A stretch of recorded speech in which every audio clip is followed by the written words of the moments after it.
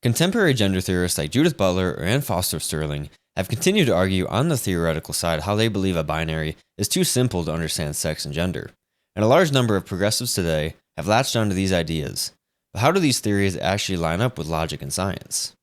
The topic has received a lot more scientific attention in the past decade or two, and while people will always say not enough research has been done to know anything for sure, some major recent studies do give us insight into the development of gender dysphoria or gender identity disorder, especially in youth and adolescence. And that's really where it matters. At the end of the day, if you're an adult, I don't really care what you do to yourself, so long as you don't force your beliefs onto other people. I would encourage you to at least get help and do a lot of internal digging to absolutely, beyond a shadow of a doubt, be sure that this is the direction you want to head. But if you do that and still want to inject yourself with a completely unnatural amount of hormones, or get surgery thinking it will make you feel better about yourself, then I hope it works out for you. However, the problem comes when A, you want to involve kids, or B, when it comes to societal normalization, a word that I've begun to hate as much as any other. I should preface the rest of the video first by saying that I don't think anyone should be going around demonizing people who identify as trans. There's a difference between denying someone's humanity and denying their ideology or identity, and this is the latter. The fact of the matter is that gender theory is dangerous, not only in the immediate physical sense, but also in the sense of societal decay. If such basic concepts such as man and woman have no objective meaning, then how can anything else? There are many mental conditions that push a person's subjective sense of self out of alignment with reality. Depression, anxiety, body dysmorphia, all the way up to schizophrenia are mental disorders that make people see themselves in ways that aren't real. So why do we treat gender dysphoria in a way completely opposed to these other conditions? When someone is clinically depressed or anxious, they're treated with cognitive behavioral therapy and medications. But the point of cognitive behavioral therapy is to get people to see the flaws in their own thinking, and the point of the medications are to bring their neurochemical and hormonal balance back to normal biological levels, not encourage their thinking or push their hormones further away from biological normalcy. You would never tell an anorexic woman, you know what, you're right, you are fat, you should continue doing unnatural and unhealthy things to make your desired subjective sense of self become reality. And you would never go up to a body dysmorphic bodybuilder and say, you know what, you're right, you are small. You should continue to do more unnatural and unhealthy amounts of hormones to make your desired subjective sense of self become reality. You would never go up to a schizophrenic person and say, you know what, you're right, the voices in your head are real, and you should listen to them. That would be crazy, and everybody knows that. You're pushing them further out of alignment with reality. So why is there such a large group of people who are perfectly willing to go up to a gender dysphoric person and say, you're right, you are a woman, go ahead and continue doing unnatural and unhealthy things to make your desired subjective sense of self become reality? It's completely intellectually inconsistent and objectively dangerous. We know the statistics. 40% of people who identify as trans will attempt suicide at some point. That's an order of magnitude above the national average. Advocates of gender theory will try and say that the high rates of attempted suicide is due to the fact that some people are mean to them due to their identity. While I certainly don't think that you should be mean to anyone, I would also say that there are just as many people who put them on a pedestal for social virtue points as there are on the other end. Not to mention the fact that while the link between bullying and suicidality is complicated, it may raise the likelihood of suicide attempts by a few percentage points, not an entire order of magnitude, which means there has to be something else going on. There's also some irony in the fact that there will be plenty of people out there who call me a transphobe for saying these things, when in reality I'm pointing out these things because I want people with gender dysphoria to stop killing themselves and get the help that they need. The same people that would demonize me are the very same people who would happily push the people they claim to love straight into a 40% suicide rate. I'm saying we can distinguish between the ideology and those who have fallen victim to it, which I would say of most people who identify as trans, and reach out to them with genuine kindness to help them and start treating gender dysphoria like any other mental illness I mentioned. We're also experiencing a serious social overhaul in younger people, likely due to social media. And while gender activists will say their 5-year-old boy can become a girl, which believing a 5-year-old when it comes to gender is crazy enough, the major debate is less over what kids say and more about what parents are doing to them, specifically about puberty blockers. And in a similar fashion to how transition surgeries don't actually create happier people, puberty blockers are in the same boat. And the fact that it's being done to kids who cannot consent themselves or really comprehend future consequences makes it much worse. For transition surgeries, you have conflicting studies. like one from the American Society of Plastic Surgeons saying that reassignment surgery improved mental health outcomes, with another from the Oxford Journal of Sexual Medicine saying that it worsened mental health outcomes. That's the point. Different studies show different things, so nobody can really say these invasive procedures actually do anything to help. In a Dutch study published last year of over 2,700 adolescents, beginning at age 11, 78% of participants reported never experiencing gender non-contentedness, while 19% reported gender non-contentedness in adolescence but not in adulthood, and 2% maintained gender non-contentedness through adolescence into adulthood. This means that 19 of the 21% of adolescents who experienced gender non-contentedness in their youth outgrew it. So maybe people screaming about how irreversible puberty blockers are crucial to trans-identifying kids should stop and reconsider. The researchers go on to say that individuals with increasing gender non-contentedness were more often female, and in both increasing and decreasing trajectories, there are associations with lower global self-worth, more behavioral and emotional problems, and a non-heterosexual sexual orientation. Gender non-contentedness, while being relatively common during early adolescence, in general decreases with age and appears to be associated with a poorer self-concept and mental health throughout development. The National Health Service in England has already banned the use of puberty blockers because of limited evidence that they work. Pediatrician Hilary Cass found in her 2024 review that there's no evidence that puberty blockers buy time to think, which is what their advocates have claimed. There's also concern that they may change the trajectory of psychosexual and gender identity development, as well as pose long-term health risks to users' bone health. In 2011, the UK began trialing the use of puberty blockers as a result of the emergence of the Dutch protocol, which involved using them from early puberty. However, another study undertaken in 2015, though not published until 2020, shows a lack of any measurable positive outcomes.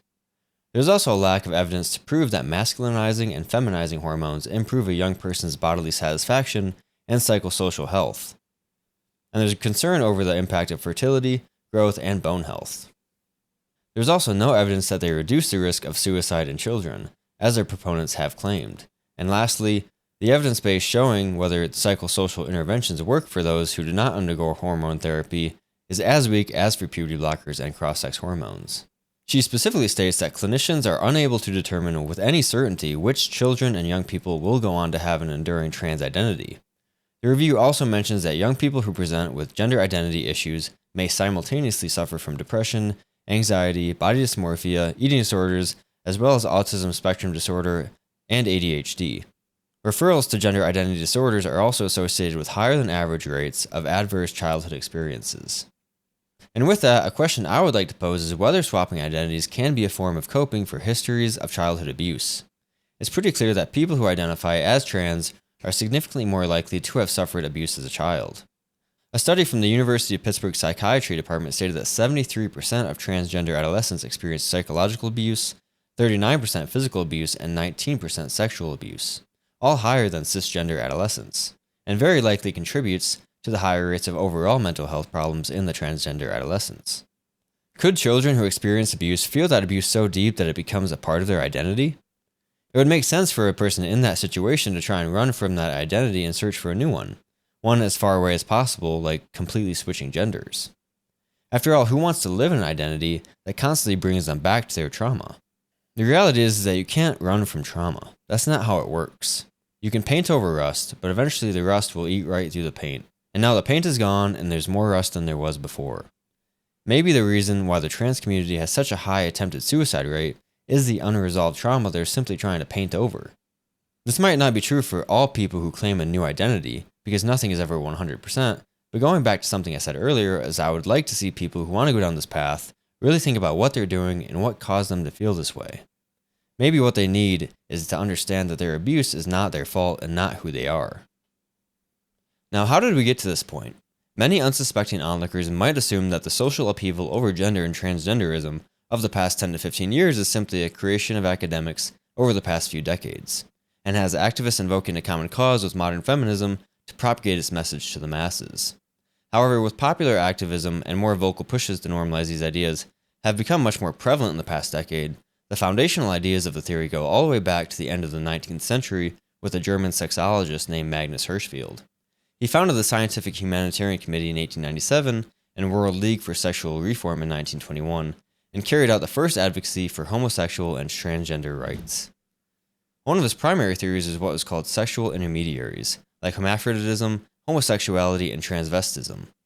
Hirschfeld's theory of sexual intermediaries conceptualized all traits of sex, gender, and sexual orientation on a spectrum which ranged from masculine to feminine. One way you know this is an earlier version of modern gender theory is that Magnus Hirschfeld didn't believe that gender was a spectrum. He rightfully retained that masculinity and femininity were spectrums, and that no one was fully masculine or fully feminine, but rather a blend of the two. Masculine traits were characterized as dominant and active, where feminine traits were passive and perceptive, something that probably won't fly with modern activists. In essence, he believed that from a personality perspective, if you were more feminine than masculine, you were a woman, and if you were more masculine than feminine, you were a man, regardless of biological characteristics. That was independent of sexuality, which was basically that if a man had a female sex drive, he would be homosexual. Whereas I just mentioned someone who had male biology but mostly feminine psychological characteristics would be transgender. A little more complicated, but at least there were concrete rules. He created the Institute for Sexual Science in 1919, where it operated until 1923, offering psychological and hormonal treatments, as well as early sex reassignment surgery in 1931. Hirschfeld originally advised against sexual reassignment surgeries, but then came to support them as a means of preventing suicide among transsexual patients. Obviously, modern theory has evolved from Hirschfeld, but it's easy to see the roots sprouting. Next came the sexual revolution of the 50s and 60s, when one of the prominent women at the time, Simone de Beauvoir, coined her famous phrase, "One is not born a woman, but becomes one." Funny enough, if you actually read Beauvoir's The Second Sex, she isn't talking about gender at all. She's critiquing how society molds girls to accept the societal norms and expectations of women. But even though they likely knew what she meant, that didn't stop many gender theorists like Monique Wittig and Judith Butler from using the quote as a launchpad for their belief that gender is a construct used for the leverage of power in our society, which is the main premise of Butler's book, Gender Trouble. That moves us into a couple key yet controversial figures in gender science, one being Dr. John Money, a Johns Hopkins psychologist famous for his gender reassignment study on David Reimer, a boy who suffered irreparable damage during infancy due to a failed circumcision. Dr. Money recommended to David's parents that they immediately choose reassignment surgery and fully commit to raising him as a girl, in line with his belief that gender nurture trumps gender nature, biology is not what determines gender, and that babies were a blank slate. So Reimer underwent surgery as an infant to construct rudimentary female genitals, was given the female name Brenda, raised as a girl, and was given female hormones during puberty. And along with his twin brother, being raised as a boy, he would check in frequently with Dr. Money. Over the years, John Money published his findings that his methods were an astounding success, and that Brenda was taking to girlhood very well. Unfortunately, as the world would find out decades later, David was actually not doing so well. Despite his upbringing, Reimer suffered from severe psychological and emotional difficulties, and in his teens rejected the female identity and began living as a male. The study began in 1966, and the failure was not revealed until 1997, decades too late for universities to retract the bogus findings they had used to support gender propaganda. And that's not even mentioning the fact that John Money was sexually abusing the twins at each appointment. Both Reimer twins committed suicide not long after the study was exposed as fraudulent. Now, gender activists will say that John Money tried to prove that people were always the gender they were raised as, and that he believed in gender roles, not independent gender identity. But that's not really it. What the Reimer study showed is that gender is not a psychological construct. No matter how much psychological grooming is conducted, biology reigns supreme. Another figure is Robert Stoller, a UCLA psychiatrist praised and criticized for both helping and hurting the study of gender identity, a term he coined himself. On one hand, Stoller spoke of how important it is to start affirming care as early as possible, saying that if there is a hopeless prognosis for psychiatric treatment, then the time to help them is in childhood, when their gender identity is still forming, and that if one waits until 5, 6, or 7, the undoing of their natural biological development is more difficult. On the other hand, he talked about how hormone treatment and reassignment surgeries should only be for true transsexuals. True transsexuals should be treated as early as possible, so the therapy has as much time as possible to work. But he also said that parents who want to avoid their sons becoming transgender should be avoiding feminine behaviors and modify their parental relationships to prevent trans identity, like having the father take a more active role and having the mother avoid an overly close relationship, which has been criticized as anti-trans conversion therapy. Those are the main scientific figures in the development of gender theory. There aren't many, and they're all controversial, partially because gender theory is rightfully controversial, and partially because conducting any meaningful studies in the field are ethics nightmares. But that didn't stop them from creating ideas that have thrown a wrench into our society. Fortunately, there's still time to regain common sense and secure universal truths from postmodern thinkers who want to reject them. And that starts with being honest and pushing back against these insane philosophies that simply want to tear down societal norms as we know them. Thank you for watching. Let me know your thoughts about this 21st century gender revolution down in the comments. If you enjoyed, don't forget to like and subscribe, and I'll see you next time.